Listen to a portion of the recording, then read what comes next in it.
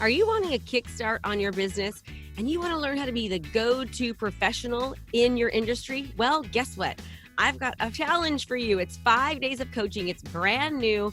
Just go to KristaMashore.com/client conversion. That's KristaMashore.com/client conversion. And you'll get a training with me for 5 straight days that's going to help kickstart you as the go-to professional in your industry. So sign up and I'll see you there.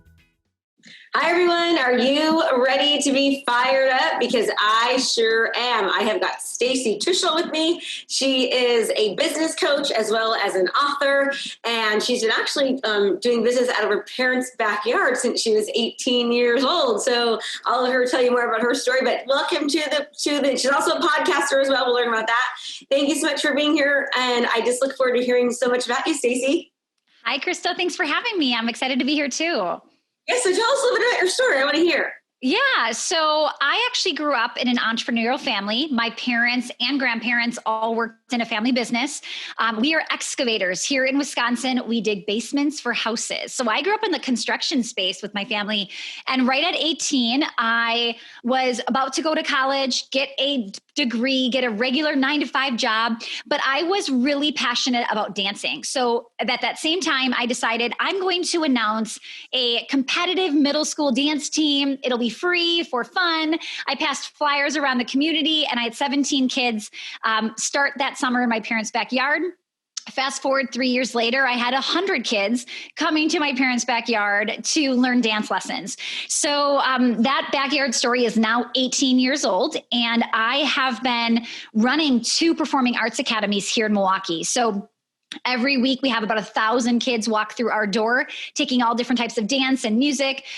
We are a 7-figure business, just been really blowing up over the last 18 years. And we have about 40 to 50 employees that work for us. I work in my home office, but we have that many people manning the 2 locations, and it's crazy. So what happened was a few years ago, people started to say, how did you do that? Teach me more. What can I do? And I started to naturally just start teaching other business owners what it is that I'm currently doing to grow my businesses so quickly. Oh, I love it. That's great. That's a great story. I mean, so from your backyard to now having a huge corporation on 7 figures. So tell us. I'd love to hear. So I know you're a business coach. You also wrote a book that you wrote. So I have 2 books. One is called Is Your Business Worth Saving? And the other one is The Implementation Code. Oh, that's important. Everyone always says knowledge is power. I'm like, no, yes. Power. Implementation is power, actually, Yes, I love it. It doesn't do much. Okay, so the implementation code. And your podcast is? The podcast is called Foot Traffic. So my big thing is the foot traffic formula, helping people get more customers through the door. And I always tell them whether that's physical or it's virtual, right? You still got to get that foot traffic coming in. Okay, so give us some tips on that, because obviously right now, especially with everything that's going on, in our world, a lot of the old school techniques and ways that people used to use to get people through the front door, if they can even go through the front door, no longer exist. Yeah. What things are you talking to people about right now? Yeah. So the biggest thing is, I have 2 different types of businesses. One that was, the doors were physically, they were forced to be closed down for about 2.5 months here in Wisconsin. The other, an online business, right? I always tell people, just because maybe it doesn't feel like COVID has affected your business, the chances of it not having a negative impact on your business of some sort is going to be there, right? Even through the 2008 recession, my business grew every single year. But to say that the recession didn't have an impact is not true, right? There's always somebody that maybe could have bought, but didn't because of it, right? So I do want people to know that whether you have an online business or a brick and mortar business, whether your doors are allowed to be open or not, COVID is having an impact on what is happening in all of our lives, right? People are stressed out more. They may be having to take more, maybe they're not learning from digital products as much. They're not listening to podcasts as much, whatever that is, right? So I think now more than ever, we've got to remove the fluff. We've got to remove whatever doesn't need to be there. More is not always better, right? In a time like now, we just need to condense. We need to simplify. We need to ask ourselves, like, what do our people really need? And how can I provide that? And that is something that I've been asking myself every day, at least with one of my businesses that's majorly been impacted. I'm like, what do my customers want? What can I give them? And I just keep saying those two sentences over and over, because you really need both of them to intersect. What do they want? What can I give them? And what's that perfect thing that in that middle that we can sell from? Great. Okay. So when somebody's asking, they're like, what do they want? So do you work more with brick and mortar type of businesses or any type of business? What do you? So I will say I have a good mix of both, because I am both types of businesses. Some people are attracted to the fact that I have a brick and mortar and they have one. So I have a lot of people like dentists or lawyers or bakers who have a brick and mortar, but are like, ooh, I want to learn online. Like, teach me how to do that. Right. So I have a lot of people that are keeping their brick and mortar, but then transitioning online because they know their brick and mortar is a little bit in trouble and they want to diversify. So yeah, I have a pretty good mix of online business owners that have never had a brick and mortar, and then the opposite. So what would so if somebody was to come to you and they were, don't have a really very big online presence. Yeah. What to start? So the biggest thing is, without having this online presence, they think I need to drive more traffic, right? I just need to get out there. I need more visibility. And what I will tell you is, driving traffic without having the rest of the strategy in place is just a waste of time, right? You need to make sure that you are setting up a system to take your potential customer by the hand and walk them step by step through your process until they become a customer, right?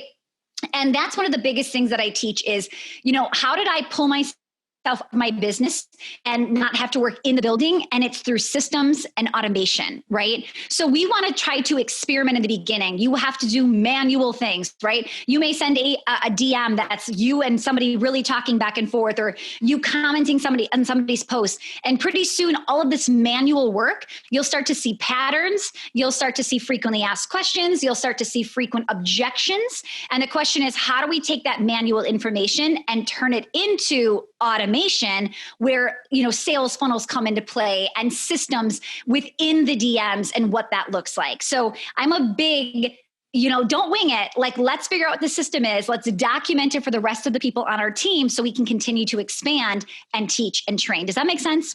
Yeah. So you're getting like key performance indicators and in place, as well as SOPs are standard operating procedures. Just exactly what to do, and then making sure they're following, the workflows and action plans that they actually the door. So it's not just so important to get in the door; it's just as important to get in them.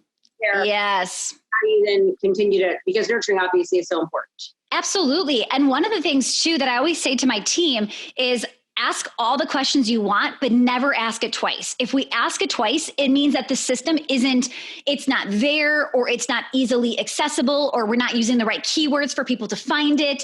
Like, we really need to make sure that when somebody says, hey guys, I'm talking to a client and this is her objection. Okay, great. Have we never had this objection before? Right? And if that's true, let's talk about what the response would be, but then systematize that so that no one has to ask that same question again. We can always have those training processes updated. And so what does that look like? Give us an idea of what kind of systems and how you... Yeah. So one of the things that we do, we have this like Google Doc where my team uses it internally, and I think they call it like a DM tree. So basically, if we're in DMs, we're talking to people, it's a great place to sell from, right? People are already following you. We're engaging with them. My team is not pretending to be me. They are being themselves inside of my DM, saying, oh, this is Kristen from Stacy's team. Welcome. Here's XYZ. So this DM tree is basically kind of start to finish. When somebody follows, what do you message them? How do you welcome them? What do we tell them about? Where should we send them next, right? So just like Netflix is curated for us, you don't go on to Netflix and have thousands of videos to choose from. You have this one little line of like recommended videos for you or trending right now, right? It's curated. So what can we do to curate that conversation to give people what they need, what they want? So that first message might be getting to know their business a little bit more. What are they looking for? What do they need? And as soon as they start to tell us, we curate maybe top 3 podcasts that they would love to listen to, they would get the most benefit out of, versus like, oh, just go to the Foot Traffic podcast. It's like, we have 500 episodes, right? We do not want to send them to our podcast without saying, you would love episode number, 459, right? It's going to be perfect for you. And then sending them the link.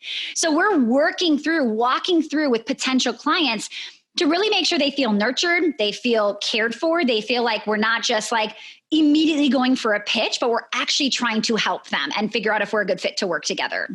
That's when it's difficult to train a company and a team. I mean, I can't imagine that that's something that happens, overnight, obviously, because with different moving pieces and different employees and about training them on something like that. Yeah. So trust me when I say I was never good at hiring. I was never good at, I've been working with employees now for over 15 years. So it's definitely been a process. But I think the biggest thing that people need to understand when bringing somebody on is it's not just like you hire them and then say, okay, good luck. Here's what I want you to do, right? There's 3 parts. So first of all, the hiring process, we need to be doing our due diligence, not sugarcoating it, telling them what we're expecting, what they're going to be given, like what training assets are you going to give them? What do they need to know? And what do they need to come with on their own, right? The training process is a massive piece where if you aren't being diligent and you're just letting anybody in that just fills a quick temporary solution, you're going to have long-term problems. So you've got to be really, really careful when you're hiring. When it comes to training, the biggest thing is there are 3 phases for training. It's not just come in, here's what you should do, now go do it. It's here's the system, watch me do it, right? So you have them come in and watch somebody that does it correctly. Then you say, phase 2, let's do this together. Phase 3 is you do it, let me watch you. Those 3 phases, it's like you're giving them a little bit more rope, right? And then finally it's time for them, they can do it on their own. So many people, they go right to phase 3. You do it. And then they're like, I can't believe she doesn't know how to do this. That is not how this works, right? You have to be a great leader. You have to be a great trainer. Now, it doesn't necessarily have to be you when your team starts to get bigger, but in the beginning, it is you. You have to make time to invest in the people you're bringing on board. Gotcha. Great. Okay. Yeah. And so what type of transaction management systems do you find to be the most helpful to keep businesses as far as their follow-up process? Is there a certain one you prefer? Yeah. Are you asking follow-up for potential clients or follow-up for retention with current clients? Well, both actually. I mean, okay. One the same or not?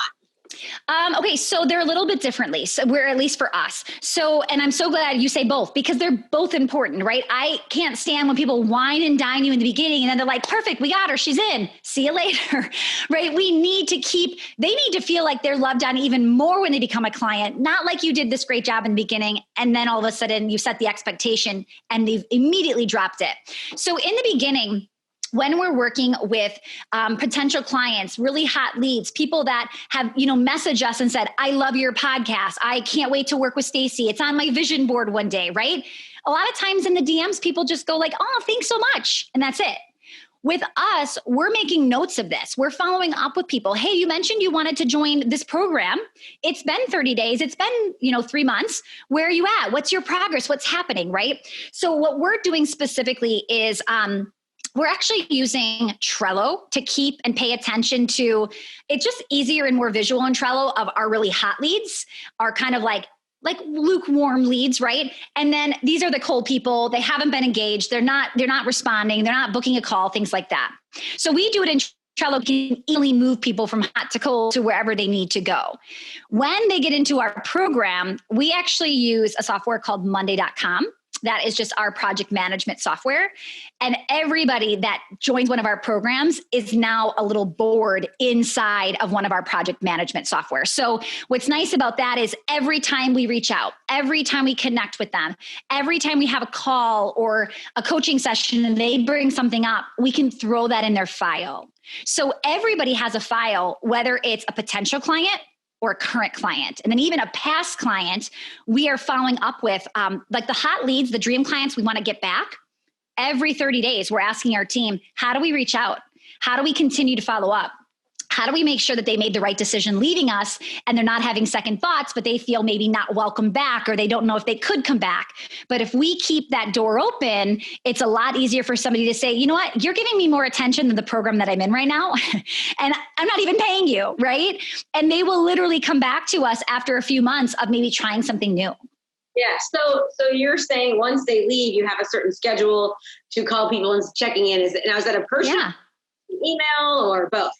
Yeah. So we have, on our team specifically, we have like community coaches, people that are actually assigned leads from our Facebook group, from maybe they bought a program, they're in email, et cetera. So they're all kind of assigned to these people. And it's just part of their daily check-ins of like, hey, reach out to 5 of our past clients, see how they're doing. Right.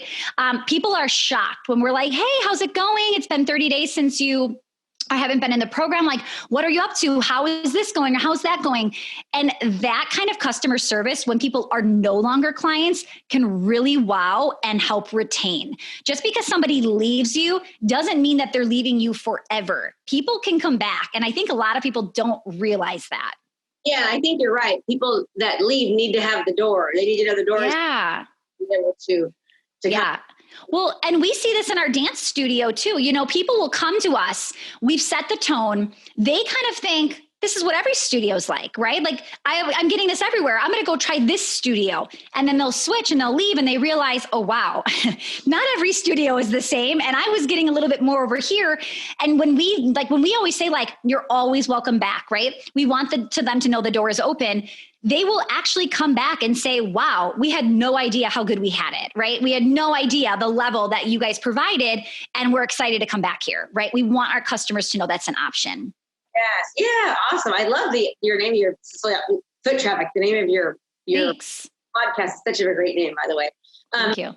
It sounds like you've read the book, Never Lose a Customer Again by Joey Coleman. Oh my goodness. Yes. And I will tell you that book was really foundational for us in growing our foot traffic formula program. We said to our entire team that was in fulfillment, everybody needs to read it. And then we need to implement this book. So there were a lot of things that we took away from that book that like the biggest thing was when they said, something about, what is the result you're trying to get them? It doesn't even matter how great of a customer experience you're giving them. If you aren't giving them the result they paid for, they're not going to be happy. And we really went, whoa, we need to make sure that we're getting them to implement. We're getting them to take action, that they're walking away with those results so they feel really good about their investment. Yeah, I love that book. I've read it multiple times. So good. I'm like, okay, we have to do this. Or even just as simple as, I love even what you said about when you have a customer that comes in, they have to feel as good about coming into your program. Yeah. As they did when they first joined. And so many businesses, like they work so hard to get these customers in, then when they get them in, it's like, oh, on to the next. Whereas you can just retain, 5% more of your clients, you can have like a significant increase in revenue just by retaining the clients that you currently have.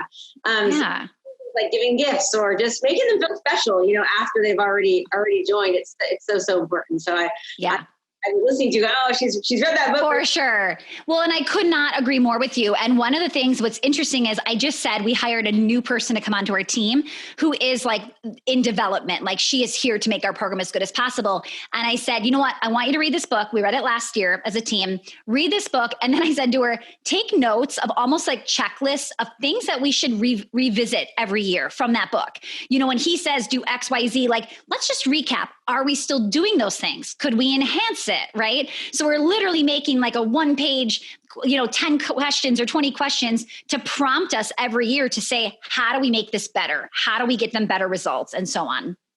Yeah. It's like you never stop, right? It's like you're trying to continue to get better and better. I love that. I appreciate that too, because not every company is like that. And if you don't evolve and change and you're always staying complacent and staying stuck, the people aren't going to grow as much either, including the company, obviously. Yeah, absolutely. And we have to continue to keep leading and evolving to show our clients like you've picked the right place. Yes, absolutely. I think that's very, very, very true. Okay, so being online and having the right systems in. So now I understand how important systems are, but how do you think, what is a great way to expose yourself? Like when you have the systems in place, both before and after, what is your suggestion on how to get massive exposure right now? Yeah. So I think first of all, ask yourself, if you're already getting clients, Where are they coming from? Where are you already getting leads from? So today we had 2 people apply for one of our programs. And my first question to the team was find out exactly where they came in. Now on the form, it can say like, where did you hear about us? But sometimes people don't answer correctly. And here's what I mean by that. How did you initially hear of me? And what made you apply today? Those are 2 very different questions, right? So maybe you originally heard me on a podcast, but then after 6 months of being in my wheelhouse, my circle here, right? All of a sudden you saw an Instagram post and that made you apply, right? So you really want to start to understand what that automated funnel or process looks like from where people are first hearing about you and then what's actually getting them to take action. Those are 2 major points and areas that could be different. It's usually not, I found you on the podcast made me apply. Sometimes they can be different, right? It could be Instagram with the podcast or the Facebook group with an email you sent out. So start to learn what is working and then how to enhance that. For us, people come in to our podcast. Like our podcast is one of the best ways to get new people. And even more listeners to our podcast is to get on other podcasts, right? People like you, they check it out. So that's a great way for us for top of funnel. But then when they're in the podcast or listening to the podcast, what do we do to get them to actually kind of go to that next step? For us, a lot of people go into our Facebook group from our podcast. And by then they're talking to one of our community coaches, they're in conversations. And a lot of times we will sell through our DMs. Yes, so your direct messaging. Oh, that's great. Yeah. We're more like holding their hand, asking them like what they need. What would you like to hear on the podcast? We're not selling and salesy in the DMs. We're having real conversations, right? So that's, I think, our biggest thing that we're doing. But I really think too is everybody's different. Don't just copy my strategy, right? Your people might not be interested in Facebook groups. Your people might be interested in Instagram, right? So when my clients are telling me, oh, I did this Facebook group strategy and it worked like clockwork. And then I'm like, oh, okay, well, what are you doing now? And they're like, well, I'm working on Instagram. Like, well, why aren't you doing that Facebook strategy that got you 3 clients last week? Like, why did you stop that, right? And it's like, well, everybody says to go on Instagram or everybody says to go here. I know, but what is working for you? How do you just scale what's working and then get rid of the stuff that's not working? Yeah, just do what's working and nail down that. That's one thing I think that a lot of entrepreneurs and business people have trouble with is kind of the squirrel syndrome where they everything and then it's very difficult to focus on. I mean, I've had that problem my own self. Like just today we had to be like, let's stop doing this, let's stop doing that, let's do more of this and hunker down and really perfect it.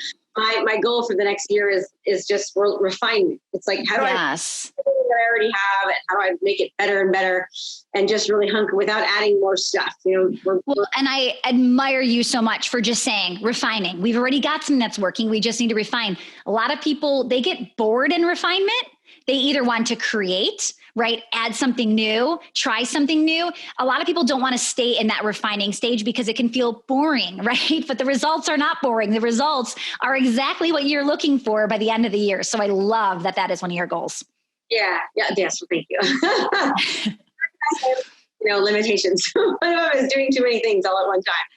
Yes. Right. So I'd love for you to just remind us again about your book and then your obviously your podcast is called Good Topics. So if you're listening to this, obviously you're into podcasts. So go check out Stacy's podcast, Good Traffic. I know I've been listening to it and I continue to want to listen to it some more. Great information and great feedback on that. I can see why you do so well. Thank you. And I'm so excited. I know you're going to be coming on the podcast this year too. So I'm excited to have you on the show.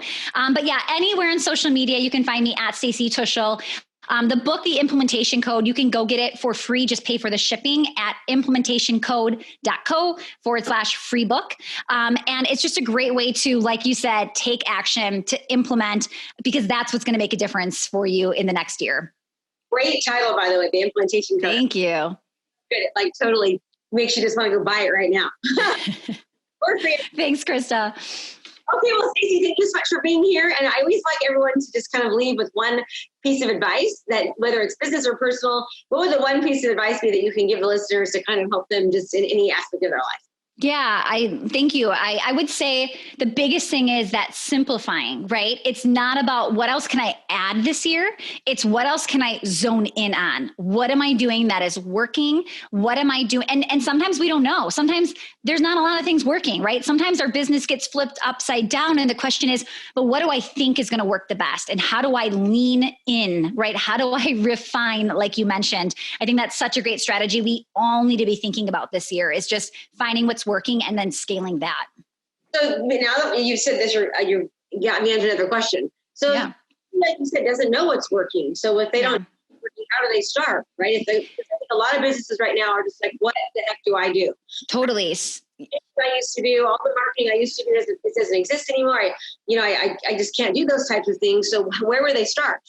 Yeah, that's a great question. So you just got to start to experiment. In the beginning, when you don't know, you just have to throw spaghetti at the wall to see what sticks. But you need to look at the wall and assess what just happened with the spaghetti. Why did it fall? Why do we think it didn't stick? When it does stick, why did it stick? Why do people like that, right? So again, it's like when you put out a podcast and people are raving about it, or it's number one, you can see in your downloads that that's the top podcast. Why? Was there something in the title? Did you use a buzzword? Like, what did they love about that, right? The more you can ask, the more you can say, I'm working on a new free offer. I'm working on a new whatever, and it's a poll of 4 options. Which one do you want to see, right? Just start experimenting, but get feedback from the people following you. The more you can go with what they want, the better. We went into my Facebook group and I said, hey guys, I'm going to do a social media podcast coming up in a few weeks. Here are 4 titles. Which one would you rather see the most? Okay. The one that made it by a landslide was like, what to say on social media when you don't know what to say. So that was the title of my podcast. And I talked about what to do when you don't know what to say. And it was the number 1 podcast right away after. Well, why? Because I went with something that they wanted. So when I experiment, I'm not just guessing, I'm going with educated guesses where I think these are going to be popular, right? Grab those buzzwords, grab what they're looking for, and then continue to work for that. Ooh, I love that. That's great. Great advice. Great advice. Yeah. Thank you. Asking and taking their feedback and then giving them exactly what they want. Absolutely. Okay, everyone. So simplification, refinement. You heard it straight from the horse's mouth. Stacy Tuschl, like Bushel Tuschl. Thank you for having us here. And again, if you'd like to listen to our podcast, it is Foot Traffic. And I just want to thank you so much for being here. It was very, very, very informative. Exactly what my listeners want. I know they're going to be able to listen and really get excited. And I'm sure you're going to have some new listeners. Thank you. I appreciate your time. Thank you so much for having me today. Oh, you were wonderful. And everyone, remember, it's great to listen and it's great to learn, but if you don't implement, nothing happens. And thank you so much for giving me a small portion of your time. It means a lot. As always, have a great day. Thanks for being here. Hey there, I have a brand new podcast called Fired Up with Krista Mashore, where I bring my high energy right to your ears. This podcast is available on all your favorite podcast platforms. So do me a favor, go subscribe and leave a review. All this information is free and I cannot wait to teach you everything I know. Thanks so much for watching my video. You can learn more about how to be a successful real estate professional by watching other videos that I have. And be sure to subscribe to my channel. And as always, make it a great home selling and buying day.